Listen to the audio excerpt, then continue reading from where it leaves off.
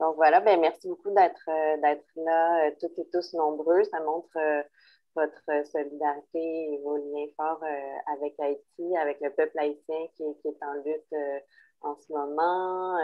On a trouvé important d'organiser cette conférence de presse à la Concertation pour Haïti afin d'interpeller le gouvernement canadien pour qu'il retire son appui, en particulier là, au gouvernement Jovenel Moïse et au processus électoral qui est illégitime et qui est impossible à réaliser dans le climat d'insécurité actuel.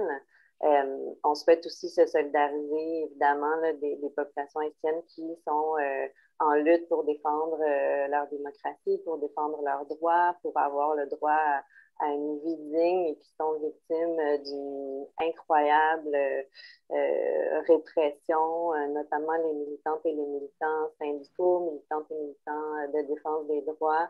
La situation est vraiment intenable au point où on parle dans certains articles des journaux haïtiens de Port-au-Prince qui est carrément à genoux devant les gangs armés qui règnent en ce moment.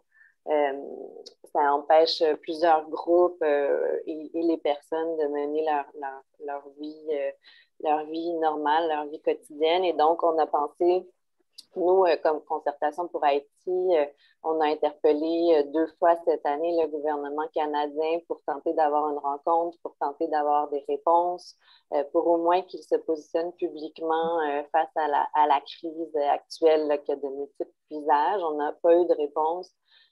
Puis on veut absolument que le gouvernement sente cette pression qui vient de toutes parts, là, qui vient non seulement ici, on est des groupes de solidarité internationale, des groupes syndicaux en particulier, mais il y a des appels internationaux comme Stop Silence Haïti, il y a pardon, il y a des groupes de la diaspora haïtienne aussi qui se sont prononcés, comme la Coalition haïtienne au Canada contre la dictature. Il y a Solidarité Québec-Haïti aussi qui a pris plusieurs positions, qui a fait des occupations. Et pourtant, le gouvernement canadien reste quoi devant toutes ces protestations, puis en particulier les manifestations très intenses et massives de la population haïtienne. On sait que le Canada joue un rôle clé dans le core group qui appuie et maintient au pouvoir le gouvernement de Jovenel Moïse. Et donc, aujourd'hui, on veut laisser la place à nos partenaires haïtiennes et haïtiens qui mènent cette lutte pour nous partager leur analyse de la situation, leurs revendications, faire des appels à solidarité aux besoins. Puis en particulier, lors de nos précédentes discussions, on nous a dit au Canada, oui, faites pression sur le gouvernement canadien, mais aussi simplement faites connaître la situation qui est presque invisible dans les médias. Donc, on souhaite contribuer à cela aujourd'hui. Donc, sans plus tarder, je vais passer la parole à Magali Georges, qui est de la Confédération nationale des enseignantes et enseignants en Haïti, puis qui va nous partager son point de vue là, syndical sur cette situation. Merci beaucoup, Magali, d'avoir accepté d'être avec nous. Et bonjour à tous. Donc, je suis Magali Georges, responsable du syndicat enseignant et CNEH. CNEH est un syndicat d'enseignants qui est né sous la dictature et qui a eu son premier congrès constitutif immédiatement après le départ de Duvalier en 1986. Donc, on est dans le combat et on continue. Donc, et pour mieux situer la position de la CNEH, depuis 1986, la CNEH a trois missions principales. C'est défendre l'éducation de qualité. La deuxième, c'est défendre les droits et les conditions de travail des enseignants. Et la troisième, c'est défendre l'état de droit. Donc, depuis 1986, on a toujours compris pour exercer notre travail de syndicaliste, il faut qu'il y ait un état de droit, il faut qu'il y ait un état démocratique. Donc, durant plus de 30 ans, la CNEH s'est toujours inscrite dans la bataille démocratique et c'est ce qu'on continue de faire. Maintenant, quant à la situation actuelle, la CNEH a sa position face à ce gouvernement un peu, certains diraient radical, hein, et contre ce gouvernement depuis 2018. Parce que en 2018, pour la rentrée scolaire 2018, vous m'entendez?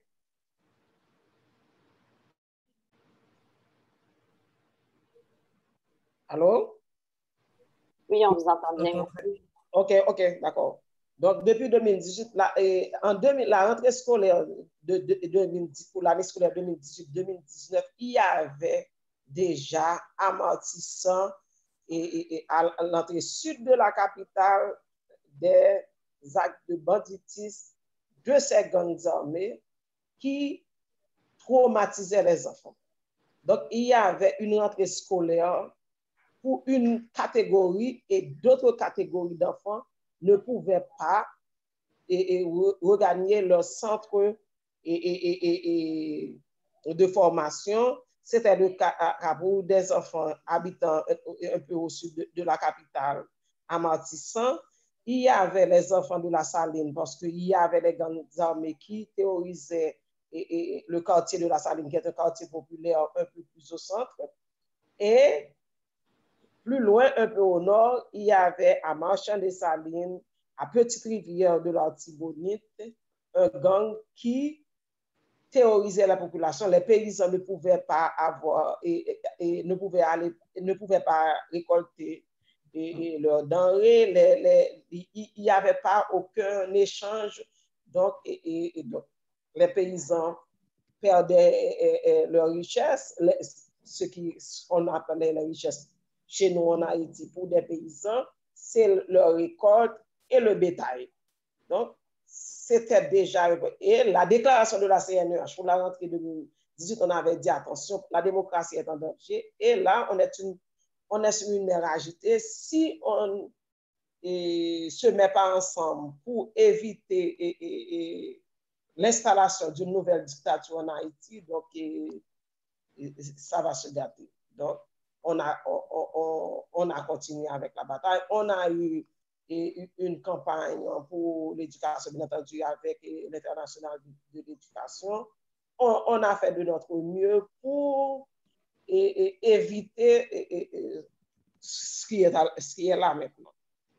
Ça continue, ça a continué et avec l'aide, je dis bien, avec l'aide des Nations Unies, le gouvernement haïtien a mis sur pied ce qu'on appelle en Haïti la Fédération des gangs, qu'on appelle G9. Un responsable des Nations Unies a félicité de la Fédération des gangs, notamment à Port-au-Prince, et elle croyait, malheureusement c'est une femme, elle croit encore que grâce à la Fédération des gangs, le gouvernement peut avoir le contrôle et avoir un retour à la paix. Et cette Fédération des gangs, et maintenant, ce sont ces gens-là qui attaquent les postes de police, des policiers et sont grillés vifs, brûlés dans leur commissariat. Il y a 3 policiers durant ce week-end qui sont morts sur leur lieu de travail. Il faut dire que avant de commencer avec j'ai pas de nom pour décrire vraiment, avant de commencer avec cette terreur, voilà, on a commencé l'attaque sur les syndicats d'enseignants. On a été les premières victimes de cette attaque. Donc, les responsables des syndicats d'enseignants ont été transférés de leur lieu de travail. Moi, j'ai été transféré à la Croix des Bouquets. La Croix des Bouquets, là où on m'a transféré, il y a le gang qu'on appelle les 400 Maouzou qui ont kidnappé les religieux. Donc, c'était tout près. c'est m'envoyer à la pâture. Donc, donc, on a envoyé, il y a le camarade Franck Delinoë qui a été transféré à environ 100 km de son domicile. Et José Méline a été privé de son salaire. Et il y a, accompagné de tout ça, il y a eu une campagne médiatique de dénigrement à l'encontre des syndicalistes et des syndicats d'enseignants. Donc, c'était quelque chose de terrible. Mais quand même, on a contre-attaqué et comme contre-attaque, on a eu la plateforme des syndicats d'enseignants qui avait quand même une certaine habitude de travail. On a travaillé ensemble. On a eu ce qu'on appelle la deuxième phase de la mobilisation parce que ce qu'on a cru, s'il n'y avait pas l'état de droit, il n'y avait pas la démocratie, les revendications des enseignants jamais ne seront prises en compte. Donc, on a regagné la bataille contre le gouvernement pour la démocratie et l'état de droit. Et cette plateforme d'enseignants a quand même retrouvé d'autres syndicats de transport, de la sous-traitance, de la fonction publique. Et on a créé ce qu'on appelle le COCHARCO, c'est le collectif des syndicats haïtiens pour le respect de la Constitution de 1986, qui a quand même organisé au moins 4 grandes manifestations à Port-au-Prince, dont l'une d'entre elles avec d'autres organisations des églises et d'autres organisations de la société civile. Et une de ces manifestations a eu quand même plus de millions de personnes à regagner les rues de Port-au-Prince pour demander l'état de droit et la démocratie. Et comme seule réponse du gouvernement et des amis de la, je dis des amis, en Haïti, c'est quand même, il faut voir les mots dans leur contexte haïtien. Quand on dit les amis de la communauté internationale, c'est comme si on disait des ennemis parce que ces gens-là, on ne connaît vraiment pas leur agenda face au peuple haïtien. Et toute cette répression, tous ces crimes, tous ces massacres, et le gouvernement haïtien continue à être supporté par les dirigeants des Nations Unies et du corps groupe. Le corps groupe, vous le savez déjà, il y a votre collègue M. Paradis qui a quand même donné la genèse de ce mouvement international contre le peuple haïtien qui continue à appuyer Jovenel Moïse dans la descente aux enfers que connaît le pays. Et d'autres faits de l'actualité, c'est le référendum constitutionnel. Vous savez, la Constitution de 1987, c'est quand même une constitution qui mettait des garde-fous et pour éviter qu'on ait une nouvelle dictature en Haïti. Et cette constitution a donné la route à suivre pour qu'il y ait amendement ou changement constitutionnel. Et une des choses qui était vraiment bannie par la Constitution de 1986, c'est avoir été, aucun gouvernement ne pourrait modifier la Constitution ou amender la Constitution par voie référendaire.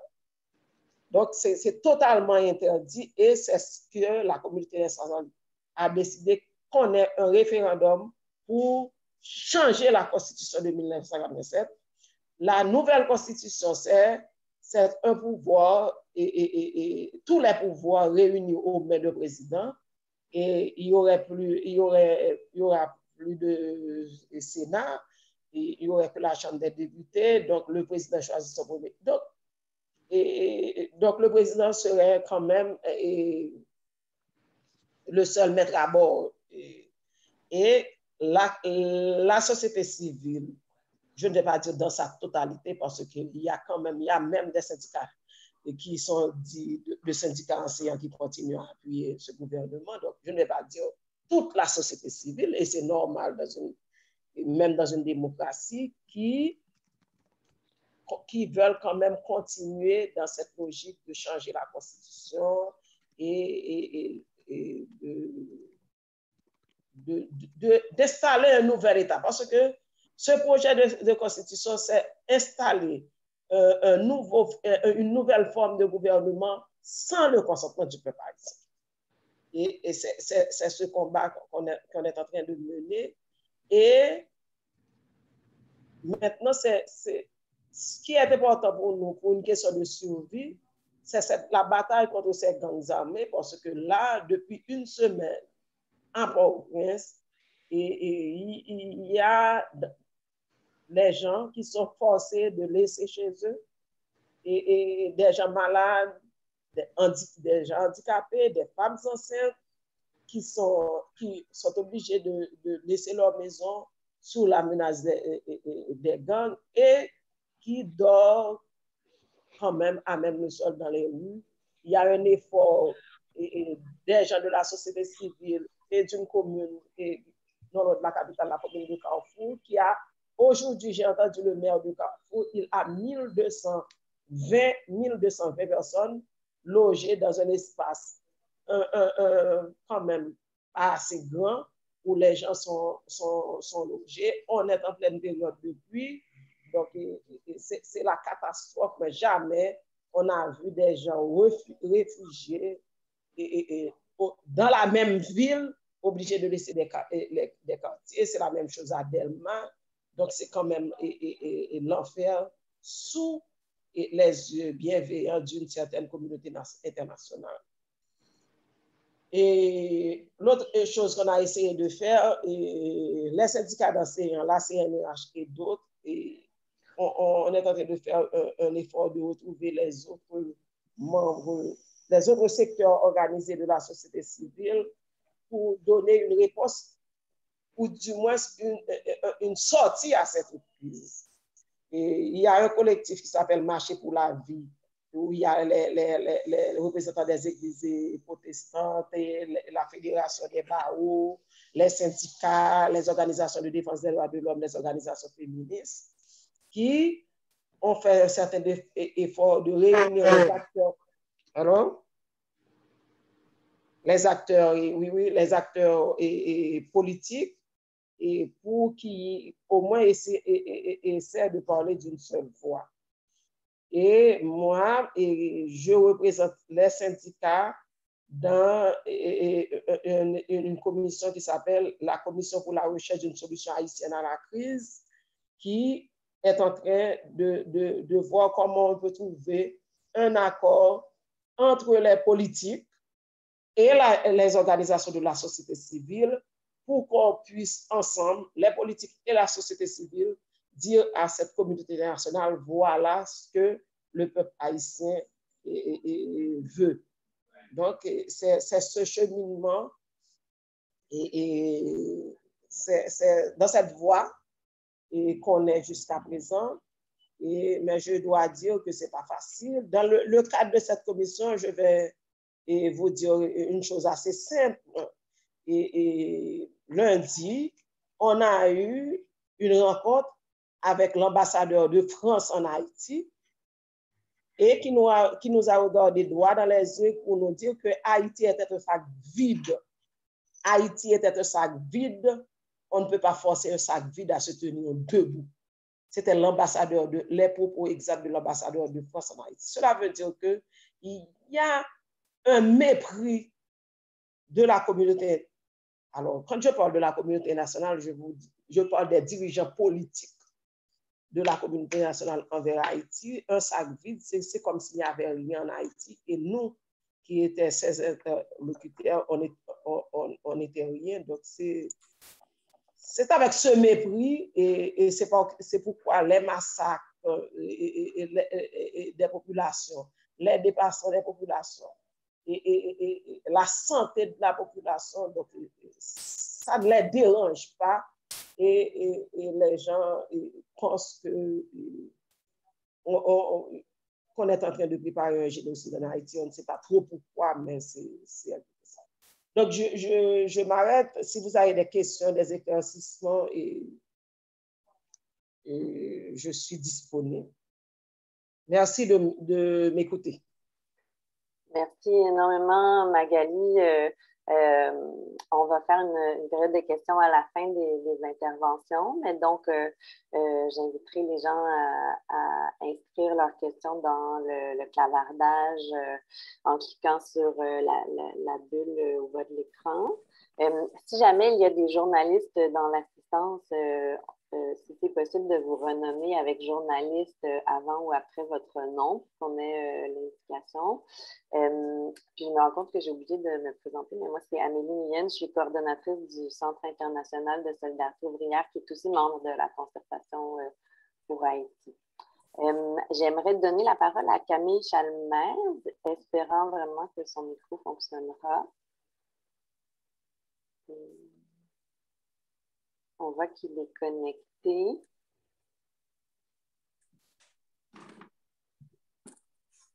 Camille, est-ce que vous pourriez parler? Non, on ne l'entend pas, donc. Camille, je copie les numéros de téléphone où c'est possible de nous rejoindre. Si c'est possible pour vous d'appeler au téléphone, on aimerait vraiment pouvoir vous entendre. Et donc, je vous laisse le temps peut-être d'appeler à un de ces numéros.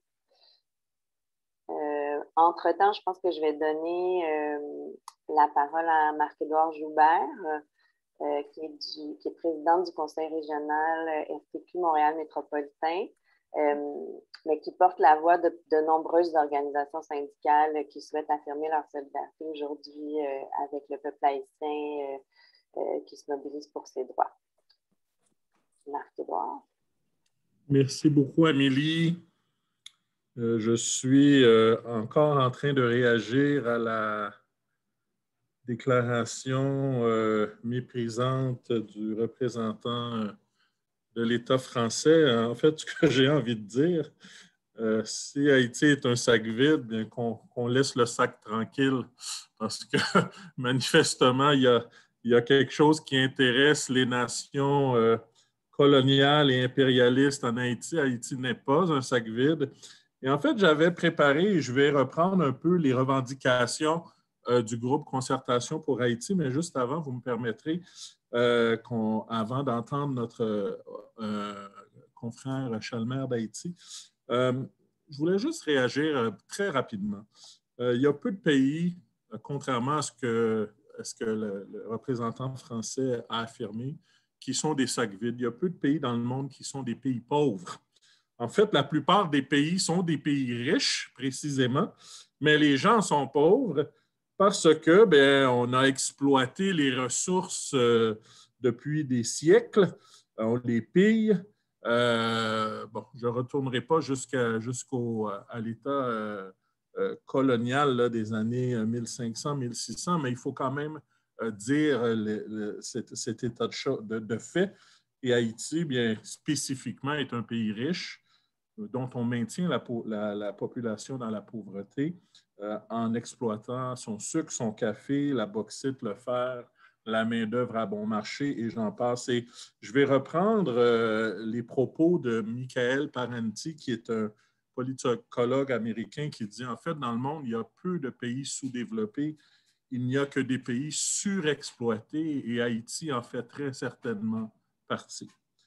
Maintenant, la question qu'on doit se poser, et je pense que le témoignage de Magali en fait état clairement, bien, de maintenir Haïti, sa population, dans une condition, je dirais presque anarchique, ça sert les intérêts de qui? Manifestement, ça ne sert pas les intérêts de la population civile, ça ne sert pas les intérêts des ouvriers, ouvrières, de ceux qui essaient d'amener, de vivre, en fait, de s'émanciper en Haïti.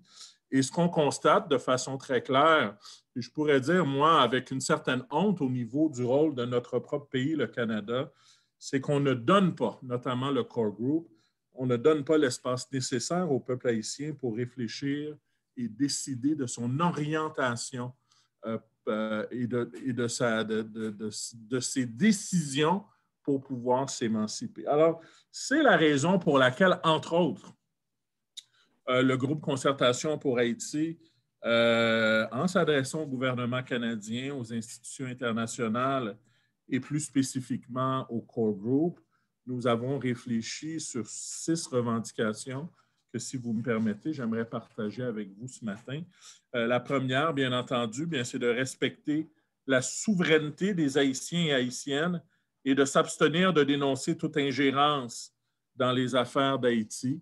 Donc, ça, c'est la première demande. La deuxième, bien entendu, c'est d'écouter, de tenir compte des opinions et avis des acteurs et actrices de la société civile haïtienne qui se sont prononcés publiquement et à maintes reprises contre la tenue d'un référendum inconstitutionnel et d'élections qui, vous le savez très bien, dans les conditions actuelles, ne seront ni libres ni démocratiques et ne peuvent s'apparenter qu'à une farce tragique qui risque de nous reconduire vers la dictature.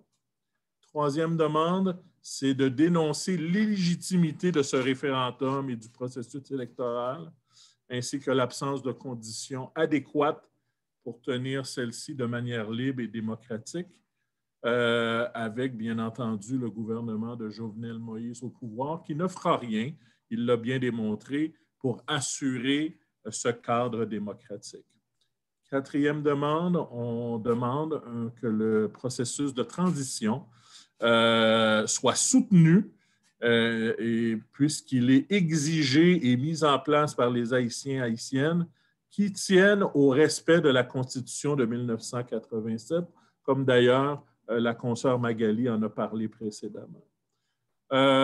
On veut également que le travail des organisations haïtiennes soit appuyé, que les responsables des violations de droits humains, au premier rang les massacres, les dilapidations du fonds, en fait, Petro-Caribé, entre autres, soient jugés, que ça ne reste pas de manière impunie et qu'il y ait des procès qui soient justes et équitables. Et finalement, de revoir plus largement, avec humilité et honnêteté, les politiques poursuivies ces dernières années et même ces dernières décennies par notre gouvernement, entre autres, qui contribue bien sûr à l'impasse actuelle. Il faut savoir, et je dirais ceci en conclusion, et c'est pour ça qu'on a nommé le communiqué « Le Canada doit respecter le droit à l'autodétermination d'Haïti ».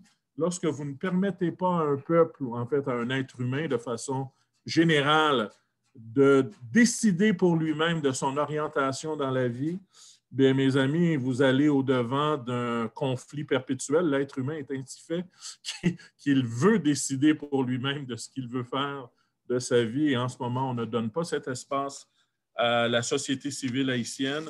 Et il est temps que cette situation-là cesse, bien entendu. Et on est là en solidarité, notamment des organisations syndicales, mais de toute la société civile dans son ensemble. Merci.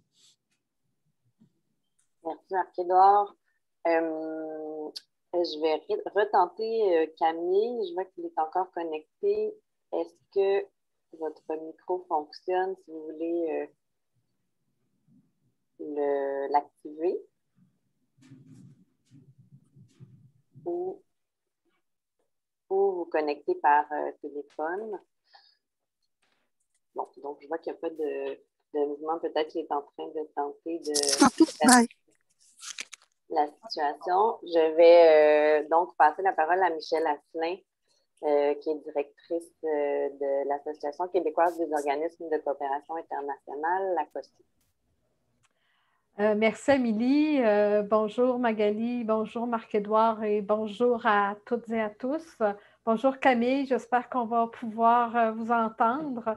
Je suis assez bouleversée par ce que je viens d'entendre.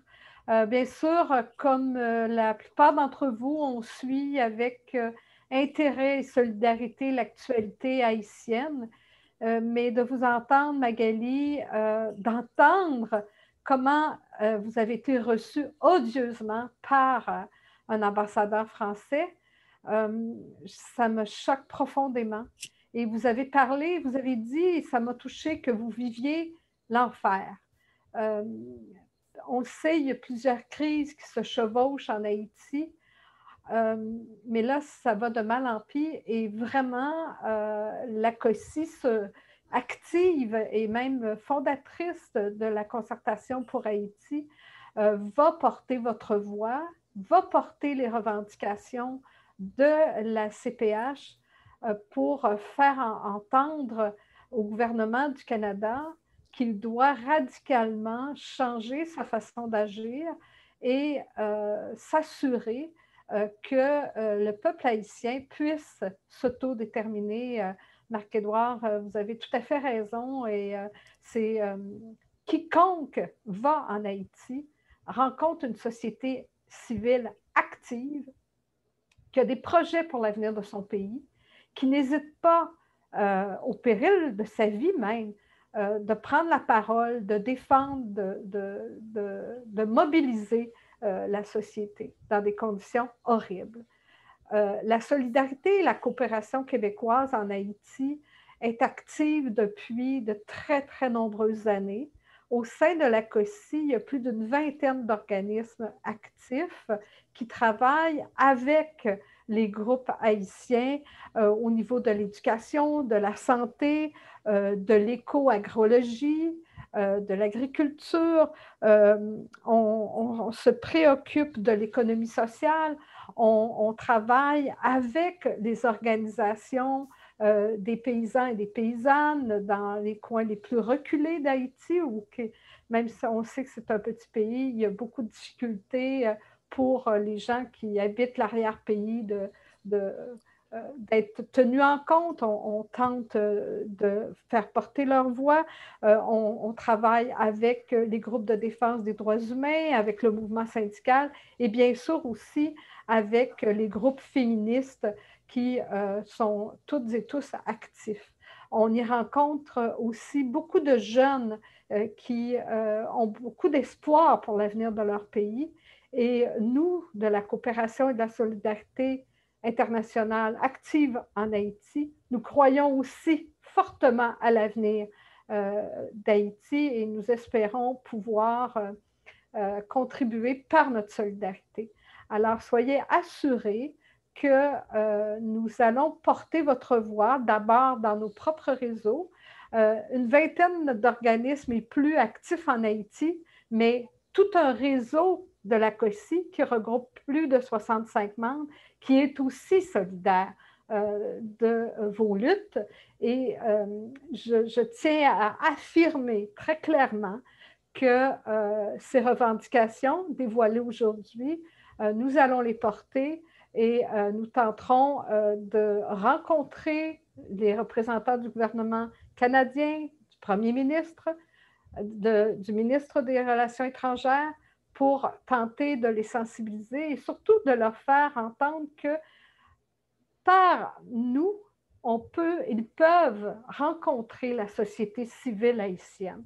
Ce serait important aussi que le gouvernement canadien soit sensibilisé à la réalité en entendant des représentantes et représentants de la société civile haïtienne pour qu'ils puissent agir autrement et certainement, comme Canada, interpeller les autres pays, toute la communauté internationale, les membres du groupe, pour que des choses aussi inacceptables que vous avez entendues, Madame Georges, ne puissent plus se reproduire et qu'on agisse autrement.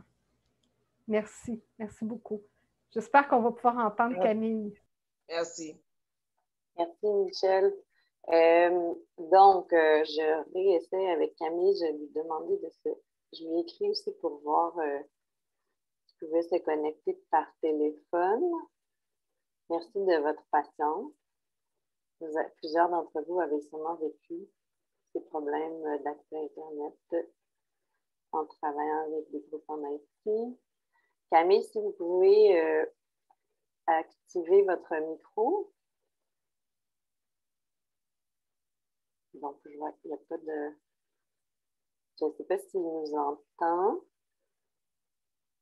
Je ne sais pas si Magali, vous êtes capable de l'appeler au téléphone pour voir si on peut l'aider autrement ou si c'est possible pour lui de nous appeler. Je vois que oui. Donc, comme le disait Michel, évidemment, on va poursuivre nos actions collectives autour de la situation en Haïti. Puis, il faut absolument interpeller le gouvernement canadien. La situation est complètement intolérable, comme Magali l'a bien montré dans son allocution. Ce qu'on nous dit, nous, quand on va voir le gouvernement canadien, c'est oui, mais la transition, l'opposition n'est pas assez forte pour leur appuyer un gouvernement de transition. Alors, donc, on préfère appuyer un gouvernement qui s'est rendu complice de graves violences, de graves violations des droits humains, plutôt que de donner une chance à la société civile puis à l'opposition haïtienne. C'est assez surprenant, c'est inacceptable et même colonial dans la manière d'agir auprès d'Haïti. Puis donc, on sera ensemble pour la suite. J'aimerais maintenant ouvrir à une période de questions. Les journalistes auront priorité, comme c'est une conférence de presse. Vous pouvez écrire dans le clavardage si vous souhaitez poser une question. Peut-être que une des questions, moi, qui me vient, c'est j'aimerais avoir plus de détails peut-être avec Magali sur les discussions qui ont cours justement sur cette transition qui est en discussion là, notamment à la Commission pour la recherche d'une solution haïtienne à la crise. Donc, si jamais on peut avoir plus de détails, Magali, ça serait intéressant.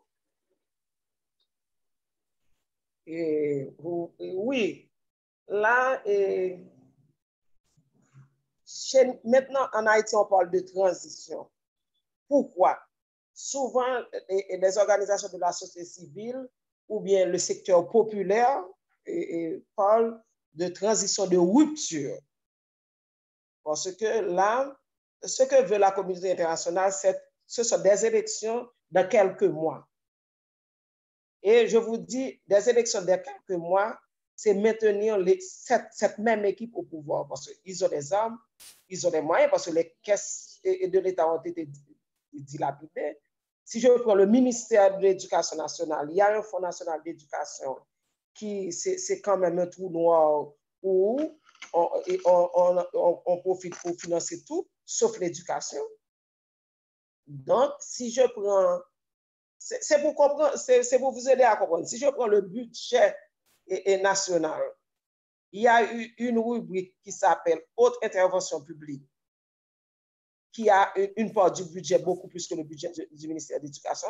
Et on ne sait ce que représente. Et chaque ministère, dans leur budget, ont cette même rubrique Haute intervention publique et une autre rubrique qu'on retrouve dans chaque budget de ministère, c'est rubrique et subvention.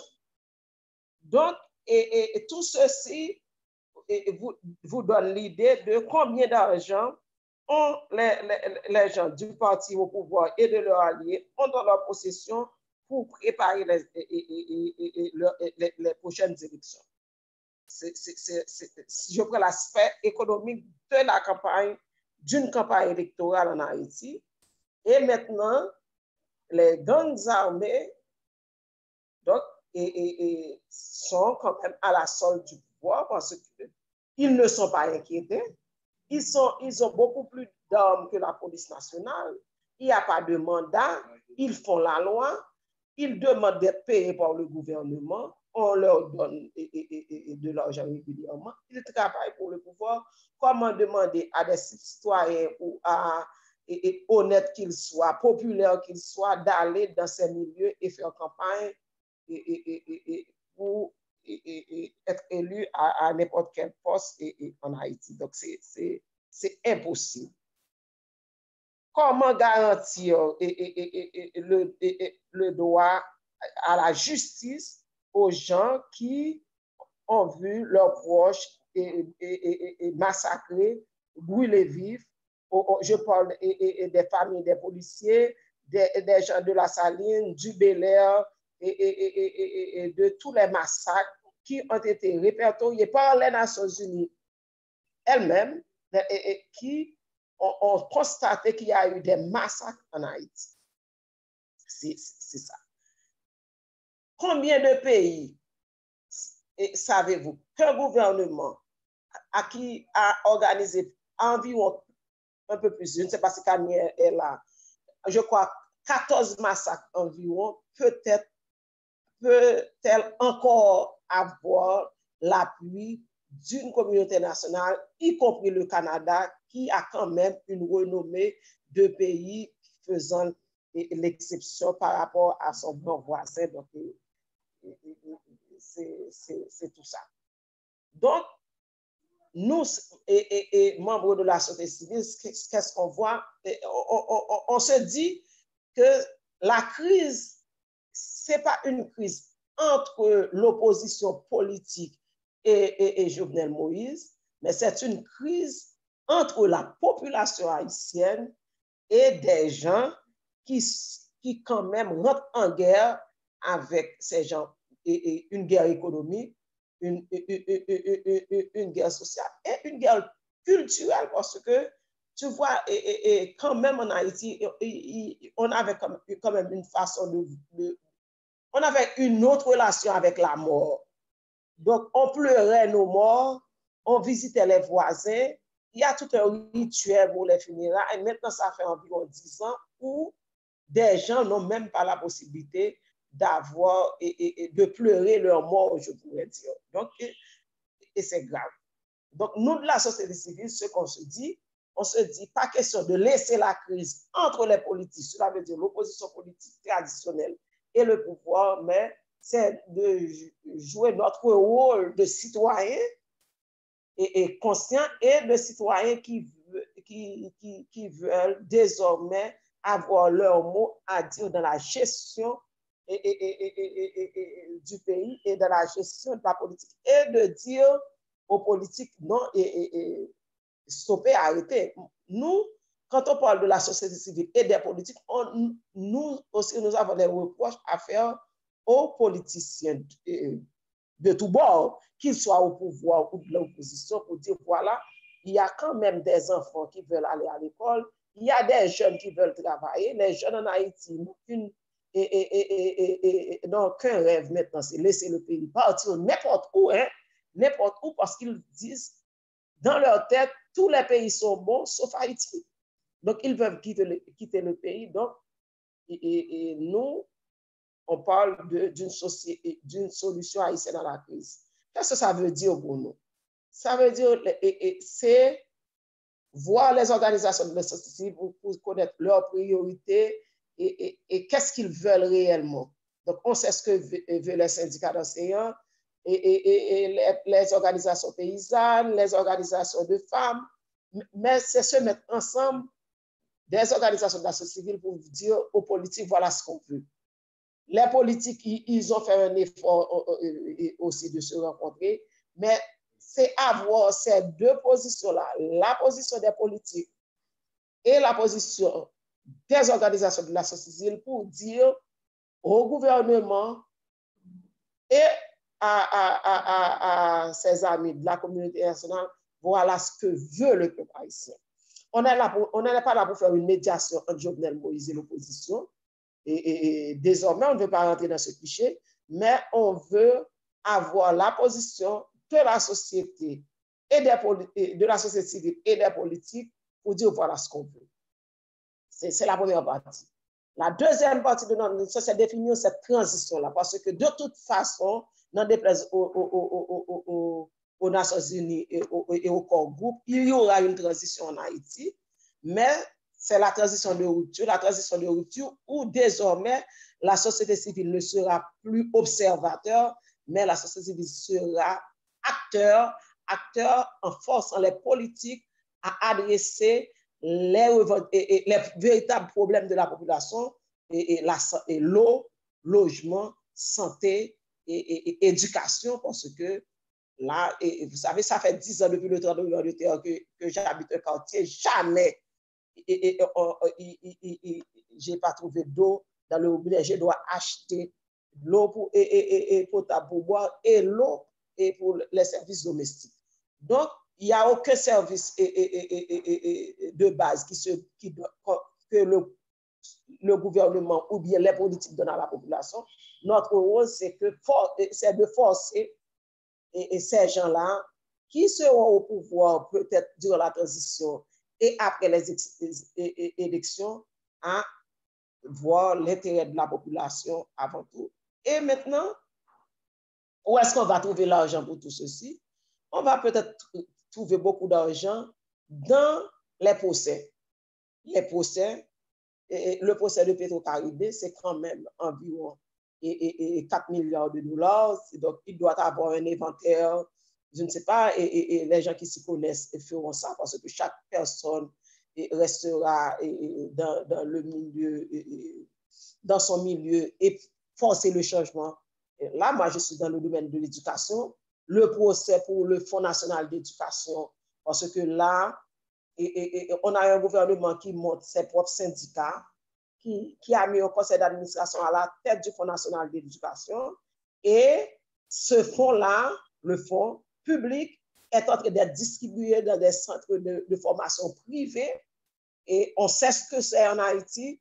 C'est que je vous donne le chèque ce matin et l'après-midi, je passe chercher 20 ou 25% de ce montant, peut-être dans des cas jusqu'à 50%. C'est un vaste programme de corruption au sein du ministère de l'Éducation nationale.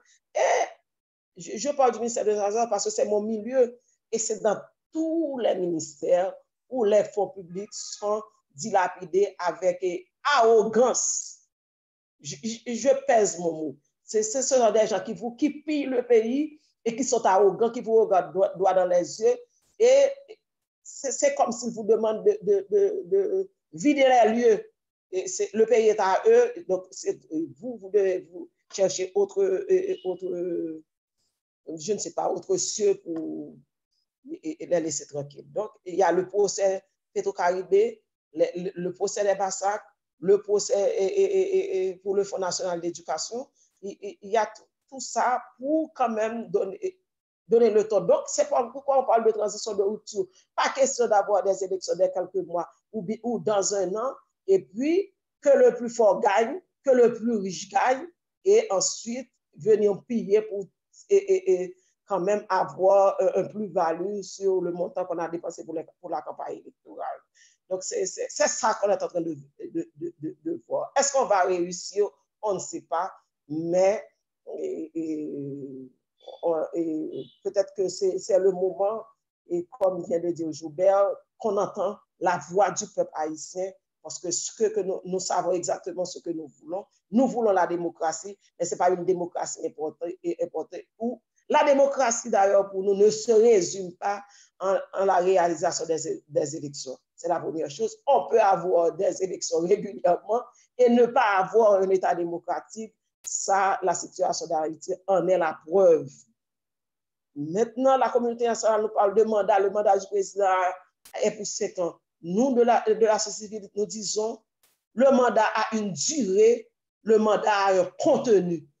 Dans quel pays, bon, je prends n'importe quel pays du Congo, où un président, sous la base de promesses électorales, sur et je ne sais pas, qui a quand même promis des choses à son peuple et qui n'a rien réalisé dans son programme de campagne qui serait encore au pouvoir. Dans quel pays où 14 massacres ont été organisés et ce gouvernement, il n'y a aucune démission, rien du tout. Vous savez, l'année dernière, le ministre de l'Éducation nationale a validé l'année scolaire avec 50 jours de classe. 50 jours de classe, on a validé une année scolaire en Haïti. En plus de ça, on a permis aux écoles privées de continuer à travailler et on impose un horaire et des heures de travail à la baisse pour les centres de formation publics dans les écoles publiques.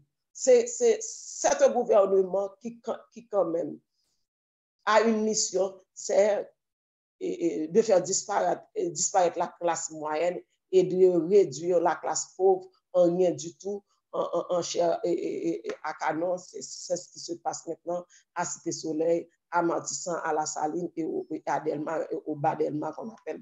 C'est ce qui se passe à Haïti, c'est l'horreur et on se tient debout pour dénoncer tout ça. Merci de nous accompagner parce que c'est important pour nous. Grâce à vous, je le redis encore, grâce à vous, membres de la société civile des différents pays en Europe, au Canada ou aux États-Unis, en Amérique latine, on a pu avoir une autre version.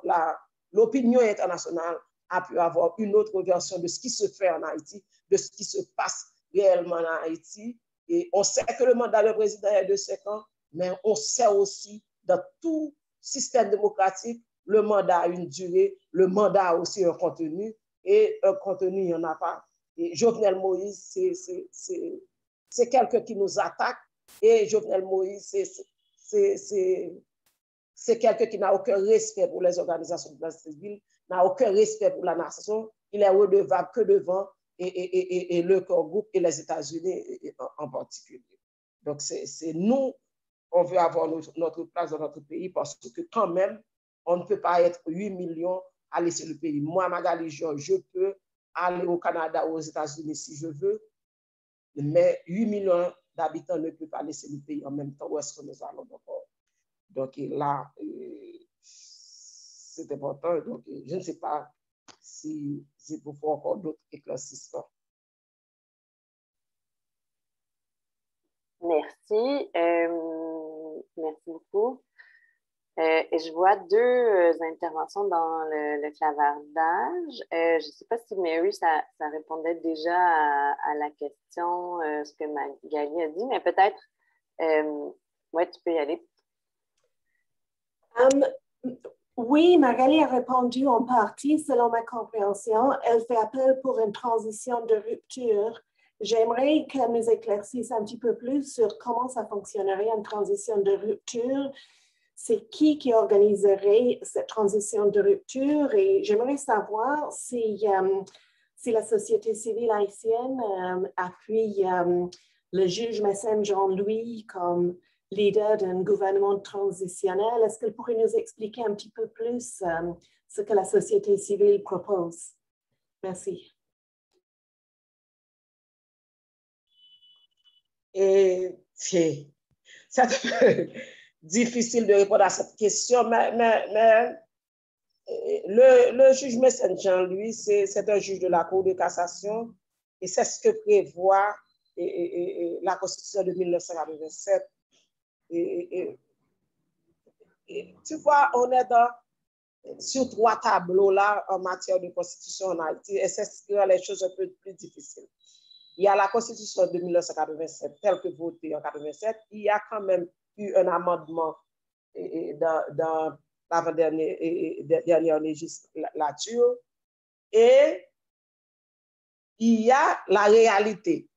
La réalité, ça veut dire quoi? C'est pourquoi on parle de transition de rupture. La transition de rupture comprend, c'est une transition où les acteurs se mettent d'accord sur une sortie de crise. Et le juge Mécène Jean-Louis a été choisi par les politiques, par une partie des politiques, et il n'y a pas eu l'unanimité autour de Mécène Jean-Louis, et la société civile n'a pas été invitée à se joindre lorsqu'on faisait ce choix. Donc, là, mais personnellement, les syndicats ont été reçus par le juge Mécène et donc on a quand même des réserves. Donc, c'est pas qu'on est contre, mais on a encore des questions à quoi on n'a pas encore de réponse. C'est la première chose.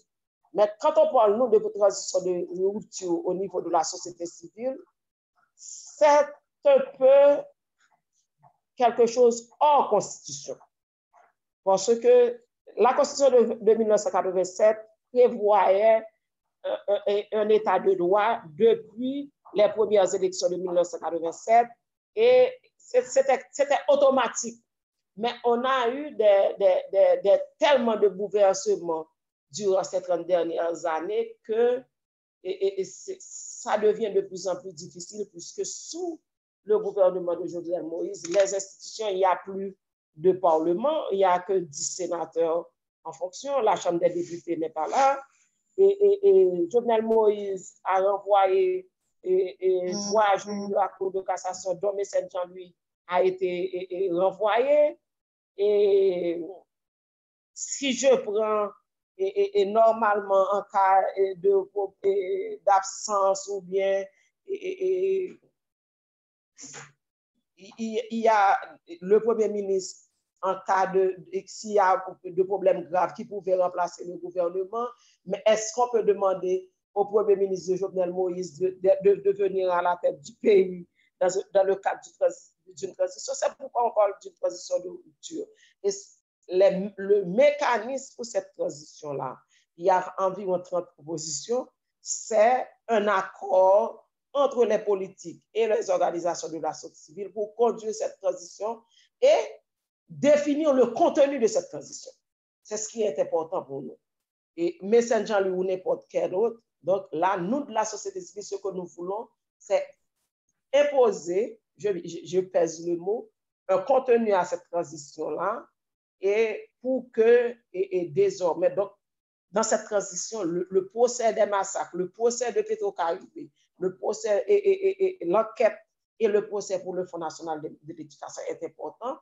Et la Constitution haïtienne, quand il parle de transition, il parle de 90 jours. Donc là, on ne peut pas vraiment respecter ce délai constitutionnel. C'est pourquoi on parle de transition de rupture, on parle d'accord, on parle de consensus. Et c'est là qu'on n'a pas l'appui de la communauté internationale. Parce qu'eux, ils veulent des élections à la fin de 2021. Nous, on veut des élections, mais on veut des élections où chaque personne aura la chance de faire campagne et un juge électoral neutre. Et parce que là, on a un juge électoral choisi uniquement par Jovenel Moïse. Donc, c'est ce qu'on a. Donc, quand on parle de transition de rupture, c'est tout ça, c'est le rôle de la société civile dans cette transition et le contenu et la directive qu'on aura donnée à cette transition-là. Et c'est ce qui est plus difficile parce que la communauté, le corps groupe et les Nations Unies, donc ils ne sont pas de cet avis. Non, ils sont pour les élections tout de suite.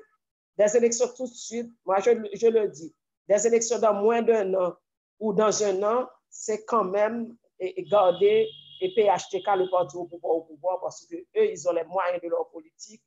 Et donc, c'est ça.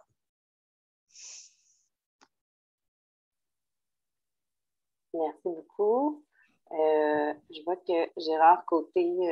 Mary voulait renchérir.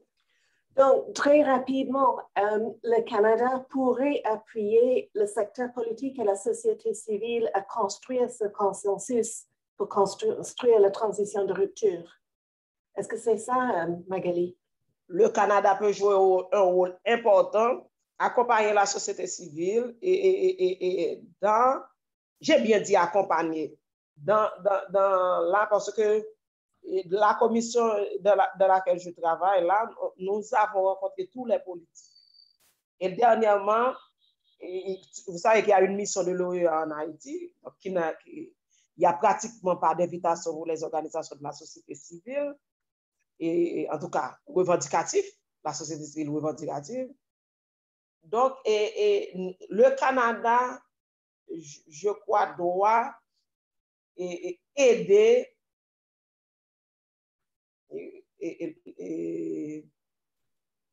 doit pouvoir apporter son aide pour que la voix de la société civile haïtienne puisse être entendue. Donc, le Canada peut quand même accompagner la société civile dans leurs revendications. Et je ne sais pas, donc je crois que le Canada peut quand même aider le corps groupe à se refaire une santé. à se refaire une santé en Haïti, parce qu'en Haïti, quand on parle du corps groupe, malheureusement, le Canada en fait partie. Donc, je crois que cette démarcation est nécessaire. Cette démarcation est nécessaire parce que, vous savez, le Canada n'a jamais été un pays colonialiste. Il n'a pas à s'associer avec la France. Vous savez, Parce que culture, historiquement, le Canada ne peut pas avoir cette posture au corps groupe. Donc, il doit pouvoir, comme l'a fait dernièrement l'Union européenne, mais vous savez, pour la France, ce n'est pas étonnant, parce que la dimension historique de la crise haïtienne, et ça fait longtemps que c'est pas que je minimisais, je croyais que les Haïtiens étaient les seuls responsables, on pouvait faire mieux. Mais non, la dimension historique de la crise, c'est comme si plus on les laisse, plus ils sont fiers. Tu comprends? Donc, là, bon, le corps groupe peut ne pas appuyer la société civile ou dire le secteur revendicatif, mais on demande qu'il cesse. On demande qu'il nous laisse au moins se battre entre nous et qu'on soit à armes égales. Quand il reçoit, quand l'exaction des gangs, les crimes qui se font ne sont pas dénoncés, quand ils continuent à donner leur appui au gouvernement de Jovenel Moïse, quand il n'y a aucune note du gouvernement et de la communauté nationale sur ce qui se passe actuellement, je vous dis au centre sportif de Carrefour, à moins que 7 km de la capitale, il y a 1200 femmes enceintes, handicapées et enfants qui sont logés sans aucune aide du gouvernement. Même l'eau n'a pas été distribuée à ces gens-là. Tu vois? S'il n'y a qu'un maire, le maire de Carrefour, un maire en Haïti, c'est quelqu'un qui n'a pas de budget. C'est un maire qui se débat avec la communauté, la solidarité et des gens qui sont pauvres. C'est quand même un quartier habité par des riches qui viennent en aide à la population. S'ils ne veulent pas aider la société civile ou bien le secteur démocratique, au moins qu'ils enlèvent leur support à Jovenel Moïse et aux gangs, parce que soutenir Jovenel Moïse, c'est quand même soutenir les gangs. Vous savez, les munitions, ces gangs sont mieux armés que la police nationale. Les policiers, quand ils entendent que les gangs viennent, ils laissent leur commissariat, sinon ils sont morts. Donc, ils sont mieux armés. Vous savez, quand même, toute la logistique qu'il y a dans les ports et dans les aéroports des pays du Nord. Comment sont arrivées ces armes en Haïti? Il y a un embargo d'armes depuis le coup d'État contre Aristide. Haïti ne peut pas acheter d'armes n'importe quelle. Il y a quand même un embargo, il y a toute une restriction pour que l'État haïtien, quand je dis Haïti, l'État haïtien puisse acheter des armes, mais cependant, des armes M60, je ne sais pas, de tout calibre, arrivent entre les mains de gangs. Et je signale à votre attention, ce sont des jeunes qui font partie de ces gangs. Quand je ne sais pas, ce sont des enfants armés, ce sont des enfants soldats. Il y en a qui n'ont pas encore 18 ans. Il y en a qui sont obligés d'intégrer les gangs, sinon ils ne pourront pas venir dans leur quartier. Donc, c'est un problème grave qui se fait. Non, s'ils ne nous appuient pas, mais on leur demande d'enlever leur support à Jovenel Moïse et ainsi on pourra à armes égales combattre. Parce que s'il n'avait pas le support de la communauté nationale, ça fait depuis 2019, il ne serait plus président d'Haïti. Merci Magali.